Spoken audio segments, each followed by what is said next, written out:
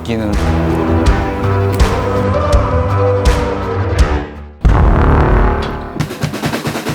최대 출력 3,894마력, 그랜저 20대, 최대 속력 35노트를 자랑하는 울릉도 독도 수호를 위해서 헌신한 고 안용복님의 정신을 이어받아 관세청 감성의 최고 세핑, 나는 세핑, 모든 것 세핑, 내미 I'm too sexy, 한 집 주고 세집 두 나는 세핑 모든 게 다 세핑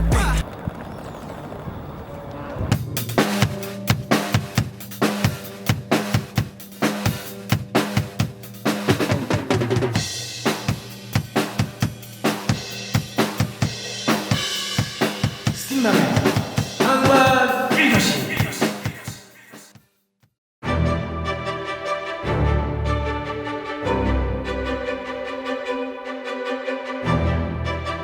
예, 안녕하십니까. 스틱남 알선입니다. 오래간만에 찾아뵙습니다. 지금 제가 앞에 이야기 드린 안용목호에 승선해서 지금 부산 북항으로 지금 나가고 있는 중인데요. 세 번째 시간 화이팅 있게 출발해 보겠습니다. I say 밀 투도 투도 항만 1교시. 즐겁게 한번 들어가 봅니다. 올 스테이션 올 스탠바이, 올 스테이션 올 스탠바이, 테이크.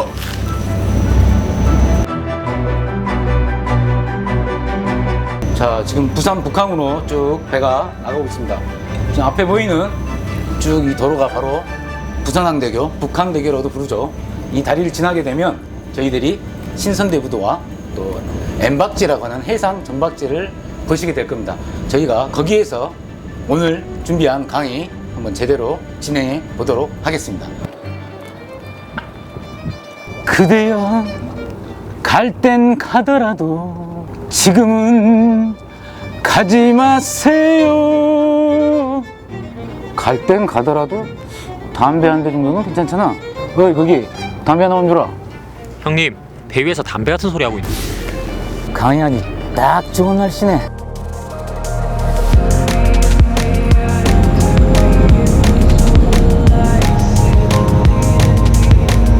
자, 오늘 강의에서 다룰 내용은 실무적으로 가장 자주 사용되는 항내 정박장소 이동신고라는 제도입니다. 이 제도는 보시면 아시겠지만 여기가 북항 간만부도라는 곳인데요.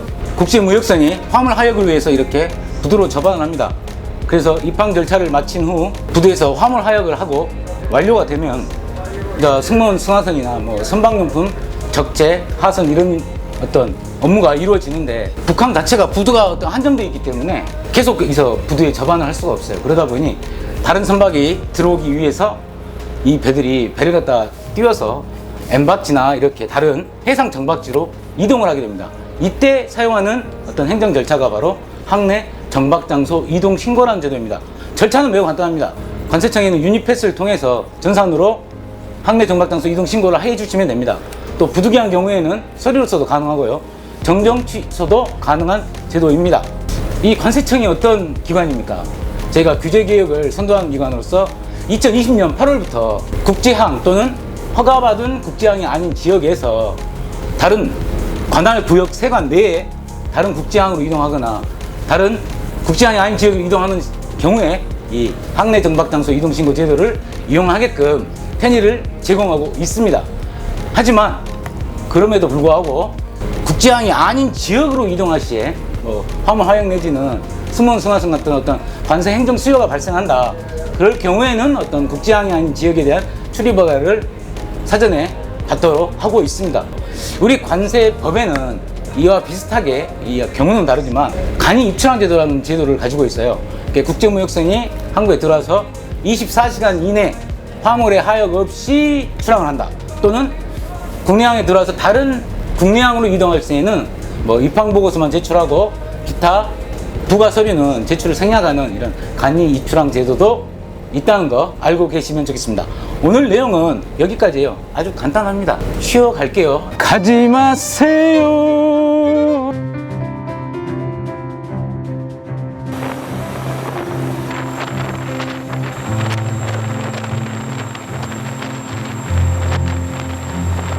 저희가 Q&A 시간 들어가기 전에 잠깐 저희 부산이 자랑하는 명물 오륙도를 한번 보시도록 하겠습니다.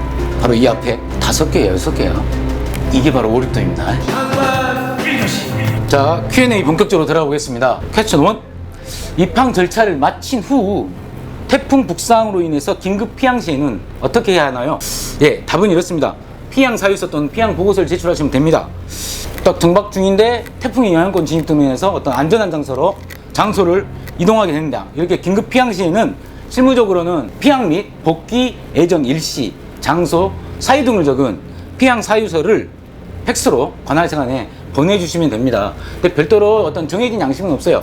이렇게 보내주시면 되고, 관세법에는 이와는 별개로 재해기타 부득이한 사유로 인한 어떤 제도가 2가지가 있는데요. 처음은 국제무역선이 항해를 하다가 국내항으로 피항을 하게 돼요. 이럴 경우에는 뭐 입항 절차 또는 화물 하역 절차 이런 걸 생략하고 이 태풍 어떤 이게 해제가 된 종료 시에 재해 등 조치 경과 보고서를 제출하시면 되고, 2번째 케이스는 국내 운항선이 또 항해를 하다가 외국으로 이렇게 피항을 하는 경우가 있어요.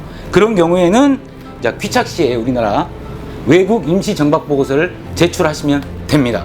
이게 먼저 첫 번째 1번이고요. 2번째 Q&A를 넘어가기 전에 저희가 이 뒤쪽에 보시면 선박이 하나 이렇게 보입니다.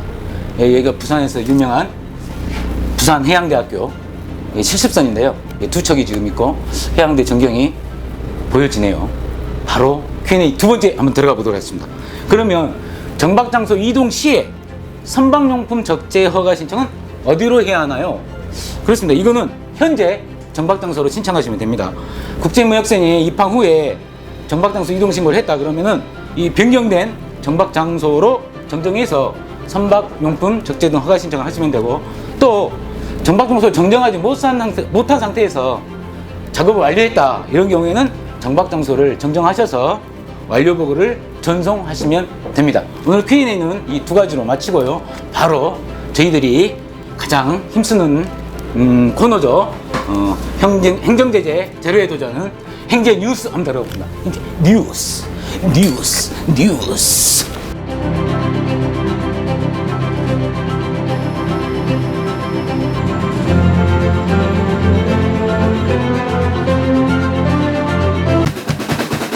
아까 Q&A에서 말씀드렸죠. 완료보고라는 제도가 있어요. 근데 완료보고 후에도 정정이나 취소가 가능할까요? 아시겠지만 완료보고 후에 정정 취소를 하시게 되면 우리가 알고 있는 행정제재, 경고가 들어갑니다. 아시겠죠? 무섭습니다.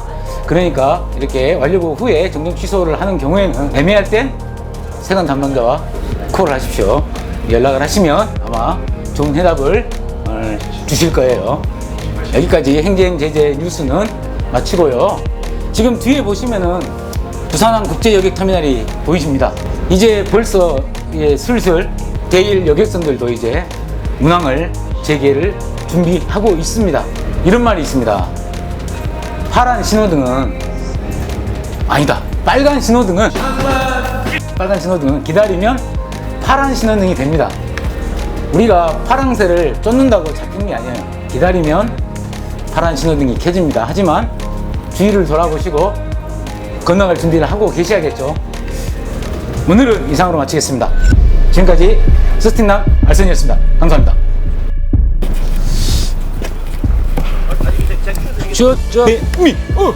섹시. 잠시만. 삐야. 여기까지만 찍읍시다. 괜찮잖아. 너희 거기 담배 한 대만 줘라. 밀치도 투. 야. 투. 야. 다시 할게.